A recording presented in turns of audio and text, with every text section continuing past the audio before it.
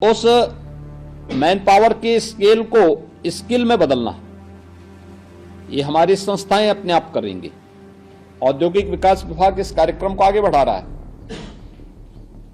मैं तो ये है कि जितने लोग जो हमारे यहां निवेश आया है, इस निवेश का लाभ किसको है? ये केवल उद्यमी को नहीं है। जिस क्षेत्र में हो रहा है वहां का पूरा इकोसिस्टम उससे प्रभावित होगा। एक इंडस्ट्री आती है तो कनेक्टिविटी बढ़ेगी ना, वहीं पे लोग, किसी का रेस्टोरेंट चलेगा, किसी की टैक्सी चलेगी, किसी का होटल चलेगा, किसी का कोई अन्य कार्य उससे प्रारंभ होगा। और बाकी वहां के लोग, अलग अलग प्रकार के लोग वहां पे रोजगार भी पाएंगे, नौकरी भी पाएंगे।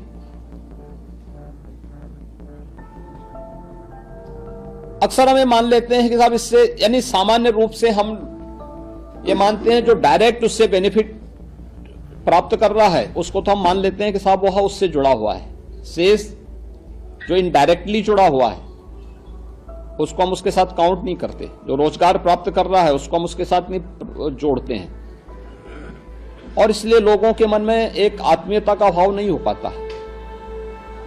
सरकार की नीतियां केवल टेक्निकल बैकग्राउंड के लिए ही नहीं है, बल्कि उन लोगों के लिए भी है जो सामान्य मानविकी विषयों को लेकर के भी डिग्री प्राप्त कर रहे हैं। हमारी सीएम इंटर्नशिप की स्कीम किसी भी उस संस्थान में जहां पे 10 से अधिक लोग काम कर रहे हैं, किसी एक व्यक्ति को वहां पे इस स्कीम के साथ जोड़ने के लिए उन्हें प्रेरित करती है कि आप जोड़िए, आधा मानदेय गवर्नमेंट देगी, आधा आप दीजिए। एक निश्चित समय के बाद उसके पास एक एक्सपीरियंस सर्टिफिकेट होगा, फिर वह जाएगा कहीं भी इस योजना का लाभ लेगा। काफी बड़ी पैमाने पे लोग उसका उपयोग भी कर रहे हैं।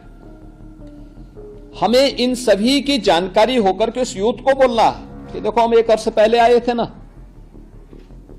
हो सकता है आपके संस्थान बदले होंगे, और हमने कहा था ना कि देखिए करेंगे। ये 10 लाख करोड़ रुपए से अधिक के निवेश के जमीनी धरातल पर उतरने का मतलब, इससे लगभग 35 लाख के आसपास नौकरी सीधे सीधे यूपी के नौजवानों को मिलेगी, बशर्ते वह उसके योग्य होगा। क्योंकि हम ये बाध्य नहीं करेंगे कि ये नौकरी यूपी के लोगों को ही मिलनी आवश्यक है।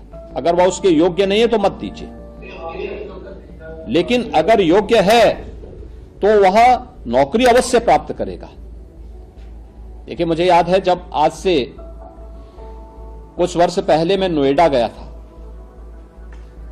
वहां के कुछ लोगों ने मेरे सामने इस बात को रखा कि साहब जमीन हमारी है लेकिन नौकरी हमें नहीं मिलती है। क्या यह नहीं हो सकता है कि यहां पे कुछ नौकरियां हमारे लिए रिजर्व कर ली जाएं? तो मैंने कहा फिर निवेश करने वाला निवेश क्यों करेगा जब उसको सब सिफारिशी पे रखने हैं? तो उसको अपनी पूंजी की भी सुरक्षा करनी है, और पूंजी इसलिए निवेश कर रहा है वह जिससे वह बढ़ सके, एम्प्लॉयमेंट उससे जनरेट होगा। हम अपने लोगों को इतना ट्रेन करें कि वे वहां जॉब प्राप्त कर सकें, एम्प्लॉयमेंट वहां से अर्जित कर सकें। इसके अनुसार आप कार्य करिए। आपको बताइए आपको क्या चाहिए वहां पे? स्किल डेवलपमेंट का सेंटर चाहिए, कोई वोकेशनल ट्रेनिंग का सेंटर चाहिए, कोई टेक्निकल इंस्टीट्यूशन चाहिए। गवर्नमेंट उसके लिए आपको फैसिलिटेट कर सकती है, लेकिन गवर्नमेंट इसको कैद करके नहीं रख सकती कि नहीं साहब इन्हीं लोगों को देना है, क्योंकि तब तो कोई इंडस्ट्री आएगी नहीं यहां पे।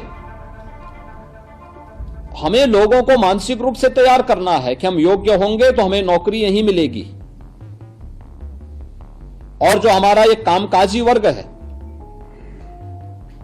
देखिए अभी मैं इकोनॉमिक टाइम्स की एक रिपोर्ट पढ़ रहा था, इसी महीने की है। तमिलनाडु में यूपी के 2 लाख से अधिक लोग वहां कार्य कर रहे थे। पिछले कुछ वर्षों के अंदर, 3-4 वर्षों के अंदर, उनमें से 60 हजार लोग वापस आए हैं।